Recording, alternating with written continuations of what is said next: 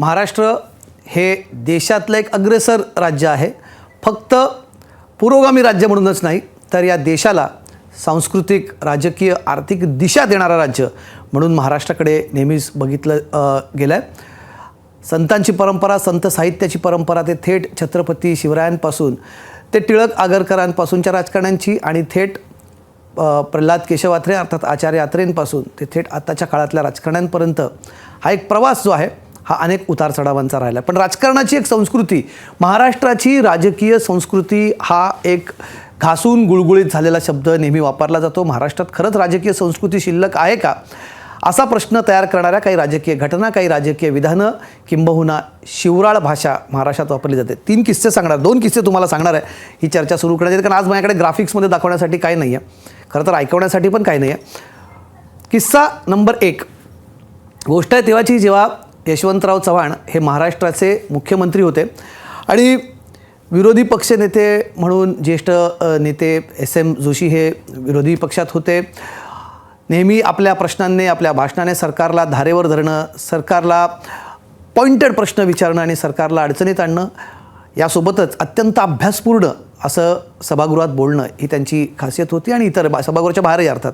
पण सभागृहात बोलत असताना त्यांनी मुख्यमंत्र्यांना, तत्कालीन मुख्यमंत्री यशवंतराव चव्हाणांना काही प्रश्न विचारले.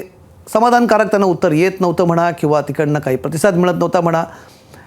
SMनी हा प्रश्न 3दा विचारला.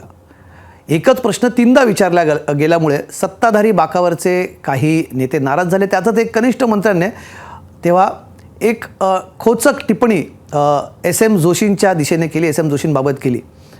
खरं तर आपल्याला हे सीन्स अनेकदा बघायला मिळतात, विधानसभेत, विधान परिषदेत, संसदेत देखील बघायला मिळतात. जेव्हा सत्ताधारी बाकावरनं कोणी बोलत असताना त्यांना कोणी अटकाव केला जातो, तेव्हा तिकडनं त्यांना उत्तर दिलं जातं. पण यशवंतरावांकडनं उत्तर येत नाही म्हणतात 3दा प्रश्न विचारला आणि त्याच्यावरनं एका कनिष्ठ मंत्र्याने त्यांच्यावरती एक टिप्पणी केली.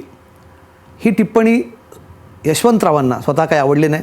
आपल्याच पक्षाचा नेता खरं तर आपली बाजू घेऊन बोलतो आहे, सत्तेच्या बाजूने बोलतो आहे, ह्याचा देखील त्यांनी विचार केला नाही.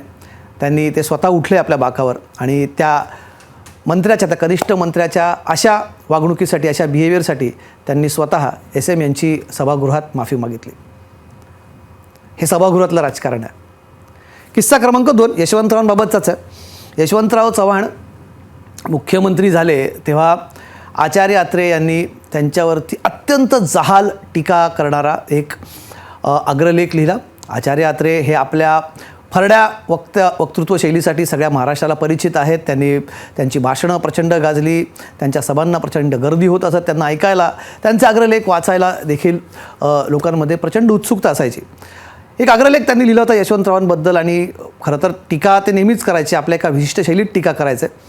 पण यावेळेस त्यांनी थोडी टीका त्यांची थोडी वाहवत गेली म्हणा, किंवा थोडी ओव्हर द बोर्ड त्यांची टीका आजच्या भाषेत सांगायचं झालं तर. त्यात अग्रलेख होता, निपुत्रिक यशवंतरावांच्या हाती महाराष्ट्राची धुरा.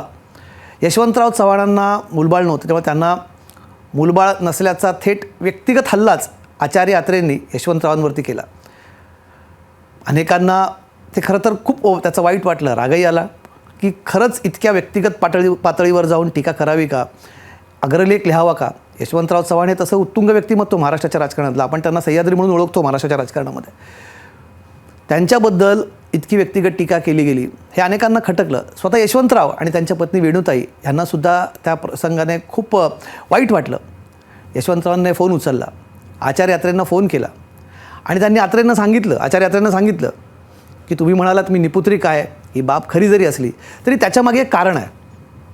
42च्या चले जाव आंदोलनात त्यांचा सक्रिय सहभाग होता. त्यांना पकडायला पोलीस घरी आले.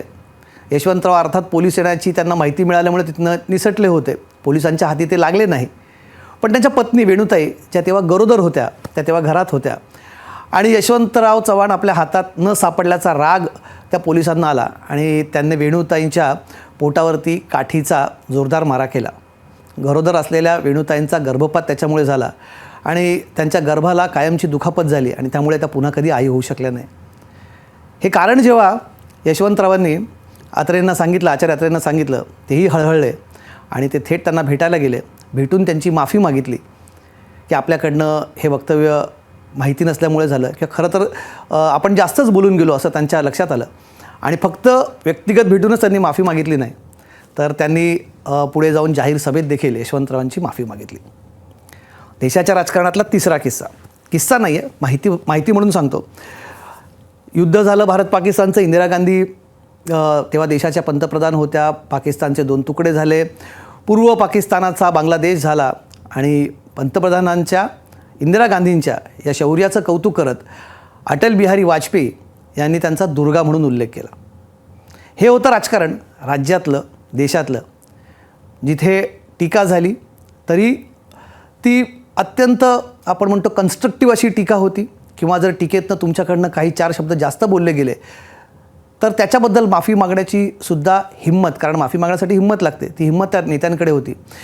हे राजकारण महाराष्ट्राचं होतं. म्हणून आपण नेहमी म्हणतो की महाराष्ट्राची एक राजकीय संस्कृती राहिली आहे, देशाची एक राजकीय संस्कृती राहिलेली आहे.